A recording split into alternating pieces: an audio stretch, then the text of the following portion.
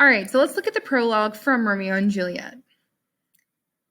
It begins, 2 households, both alike in dignity, in fair Verona, where we lay our scene. So that's our first 2 lines. Very simple, right? Let's see how we can sort of visually think about this. Let's get my little picture out of the way. I don't know. Okay, there we go. That works. Oh no, we don't need that. All right, so to just sort of visualize here, we have 2 households, both alike in dignity, right?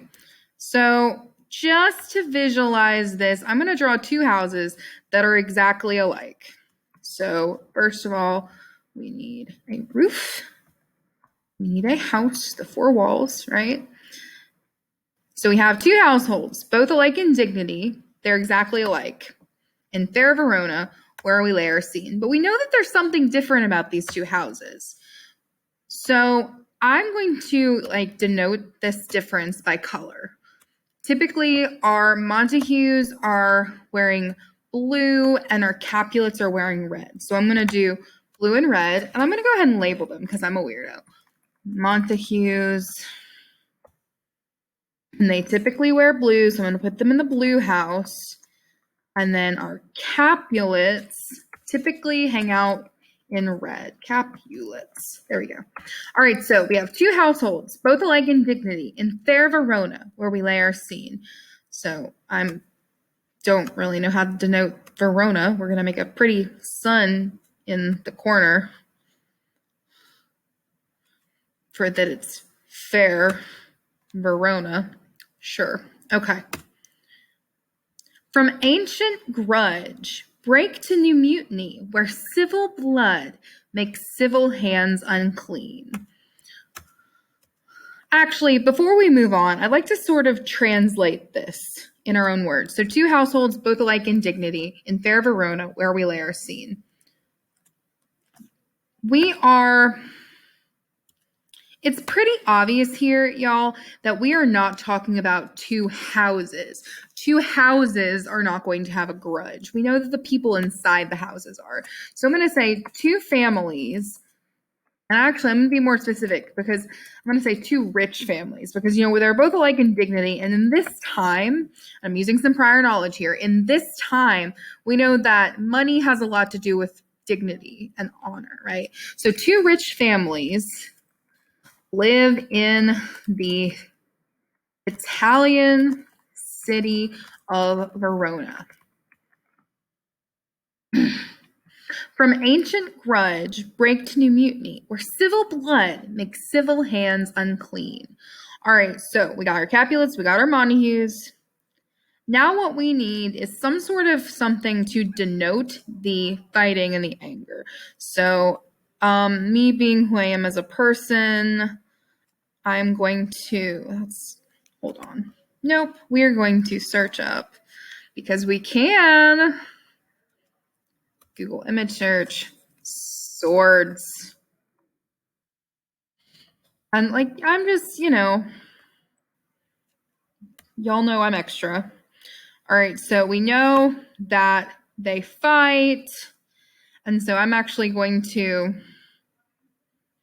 do some scribbling here. Because I feel like,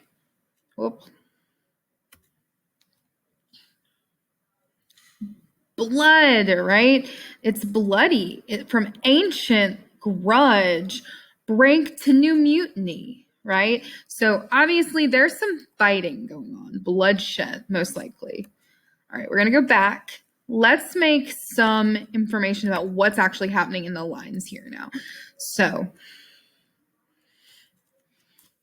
these 2 families hate each other. And they don't even really remember why. And you may be wondering where I got this. So let me show you exactly where I'm getting this information that, they don't even remember why. They call it an ancient grudge, right? If something is an ancient grudge,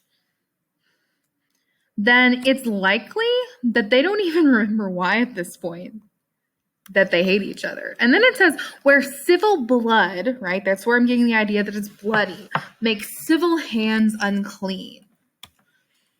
This then declares new fighting and anger between the two families, right? So we have an old argument that's so old they don't even remember really what they're fighting about.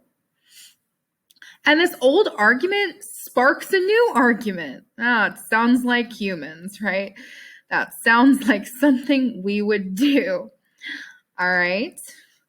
From forth the fatal loins of these two foes, a pair of star-crossed lovers take their life, whose misadventures piteous overthrows, doth with their death bury their parents' strife. Okay. Now, what we have here, and what is pretty clear to me, is we have two people, right? I'm just going to Google stick person. Oh, yeah, that's cute. Okay, we got a stick girl, and that's our Capulet, right? That's Juliet. She's so cute. She's got a little bow. And then now we need a boy, right? So we have a girl and a boy, guy and a girl, right? That fall in love. Because, we have two star-crossed lovers, right? The idea of a star-crossed lover is that they can't be together. For whatever reason, they can't be together. So we have these two people, they fall in love tragically, famously tragically, right? It's a very upsetting situation. So they fall in love, we need a heart. Not an anatomic heart, a heart symbol. There we go. Okay, let's see. Okay, that works. So they fall in love.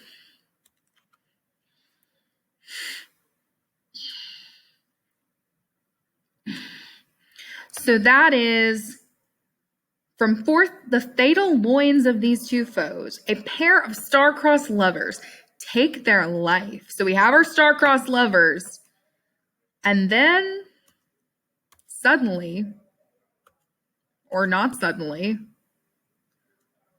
we don't. They take their lives.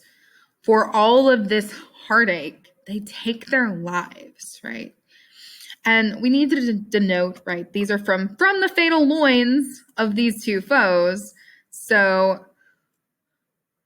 from the Capulets,